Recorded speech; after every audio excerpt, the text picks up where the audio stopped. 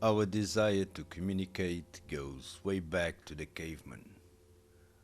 We can still admire today those inscriptions and learn something from them. That's what writing and printing have.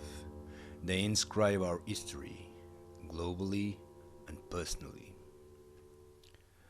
The Latin word scriptum comes from the Proto-Indo-European scrib, which derived into Proto-Italic scribo or scripto, to write.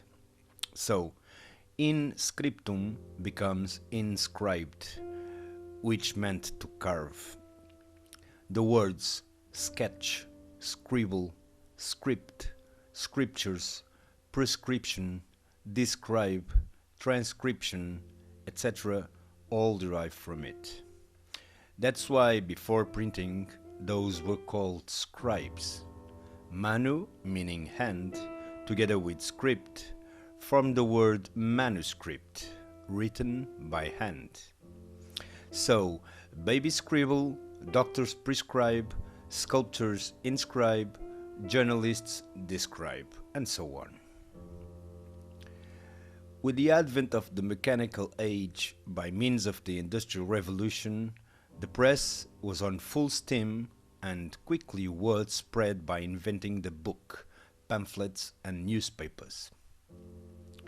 Replacing the tedious work of copyists, mostly monks doing great calligraphy and illuminors, the woodblock was quick to serve a massification required, and the printed goods could now be declared common. We now shared our visions as cultures, crossing boundaries and borders inside covers, lasting until, well, now. We like to thank Johannes Gutenberg for the press he built on the 15th century upon the discoveries made in Japan and China. Europe was now introduced to metal, heating the paper with the ink to everyone's advantage and taking out the monopoly of church and the literary elites, even though his first work was that 42-line Bible.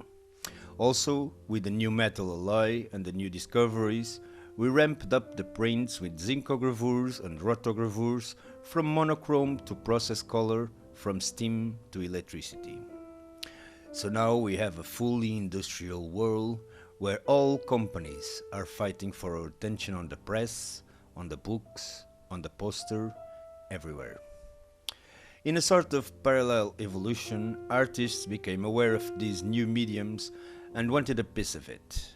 By not controlling all the means of production, some works came out not as intended, but as a sort of compromise between editor, publisher, and author. That would change mainly in the wargames, since all new offices should modernize and have those obnoxious printers at hand. That little copy machine, a duplicator, stand from the rest. We had now in our hands, in the most democratic sense, a do-it-yourself way to do it all. I guess the Bauhaus and the Russian constructivists had much to say in the 10s and 20s during Futurism, for example, reflecting the changing of times also in the 60s and so on. All countries had different backstories. China hadn't had duplicators, for instance, because of foreign policies.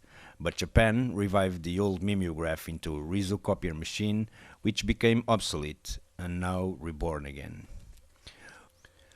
Who is keeping these machines alive? Well, mostly all machines I know are now in the hands of the ones who admire them as a symbol of democratic printing utility, a contestation machine at times, and a way to print other than those flashy flat laser copies and those super expensive and bloody inkjet prints.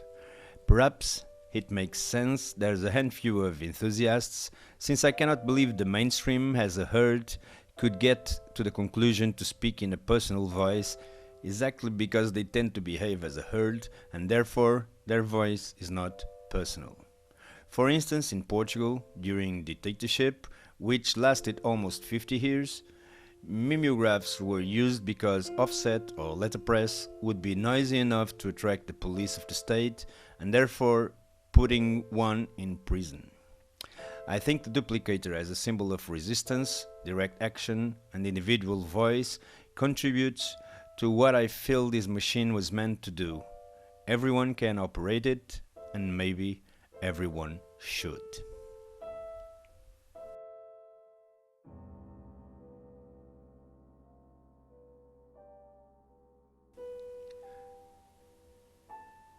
I am Sal Nukachov from Pay-Per-View Books, and this was a love song for a duplicating device.